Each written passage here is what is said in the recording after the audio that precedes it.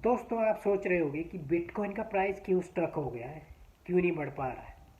इसके दो valid reason है भाई साहब। इसके पीछे मैं आपको अभी बता दे रहा हूँ। आज 17 नवंबर 2024 है।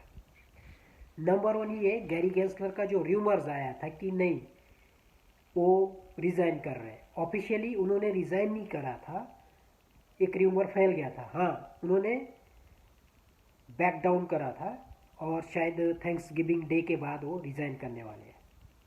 अभी मैं आपको श्योर नहीं बता रहा हूँ, बट एक र्यूमर आया था, एक पोस्ट आया था उनका।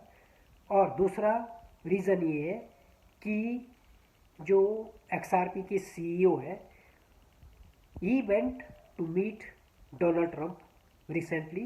उन्होंने खुद अपने एक्स चैनल में बताया है और उन्होंने फॉक्स चैनल के थ्रू बताया, जो यूएस का न्यूज़ चैनल है, तो उसके थ्रू बताया उन्होंने कि भाई मैं डोनाल्ड ट्रंप से मीटिंग करा, XRP के बारे में जो भी है सारा चीज़ उन्होंने what ever discussion he has done, but he just informed कि मेरा मीटिंग हुआ डोनाल्ड ट्रंप के साथ। तो उसके बाद फ़ायदा क्या हुआ, XRP को फ़ायदा हुआ। XRP $0.66 से सीधा सीधा चला गया $1.1। और बिटकॉइन स्टक हो गया है। बिटकॉइन स्टक हो गया है $88,000 से $91,000 के बीच। 14 नवंबर 2024 से, मतलब अभी 4-5 दिन हुए, आज 17 नवंबर है, तो स्टक हो चुका है। जैसे ही फाइनल अनाउंसमेंट आएगा, फाइनल रिजल्ट नहीं, मतलब फाइनल एक इंफॉर्मेशन आएगा कि भी यहाँ Gary Gensler has been already resign, तो उसके बाद बिटकॉइन शायद $100 भी चला जाएगा। और तीसरा रीज़न ये है बिटकॉइन स्टक होने का, अगर गैरी गेंसलर रिज़ाइन कर रहे हैं तो उनके पास ऑलरेडी बिटकॉइन ETF पड़े हुए हैं बहुत सारे, तो वो अफेक्ट हो जाएंगे। और there is a 3 or 4 big bells apart from Gary Gensler: BlackRock, Cathie Wood, ARK investment, and Michael Saylor's company, MicroStrategy. These are the big whales in United States of America. तो अगर ये decision लेते हैं तो कि भी यहाँ bitcoin को किस तरीके से उसका प्राइस बढ़ता है, किस तरीके से उसका प्राइस सस्टेन रहता है, क्योंकि ये लोग के पास बहुत ज़्यादा बिटकॉइन है।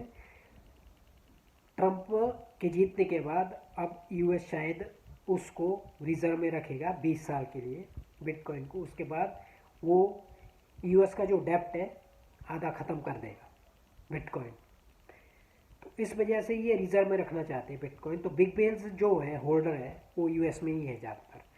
तो अभी स्टक हो रखा है इन 3 रीज़न की वजह से। एक गैरी गेंसलर का एक र्यूमर आया था, और दूसरा चीज़ है कि XRP का जो CEO है वो जाके मिले, डोनाल्ड ट्रंप से उनका मीटिंग हुआ।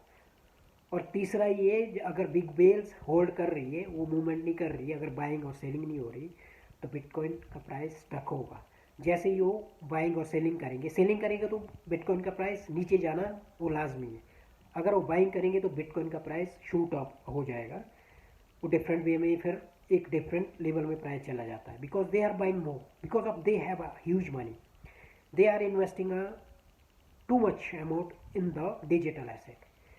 तो यही रीज़न है भाइयों बहनों कि बिटकॉइन का प्राइस अभी स्टक हो चुका है $88,000 और $91,000 के बीच। अगर आपको ये वीडियो इन्फॉर्मेटिव लगी, प्लीज़ करके इसको सब्सक्राइब करिए, और आपका बहुत बहुत धन्यवाद होगा।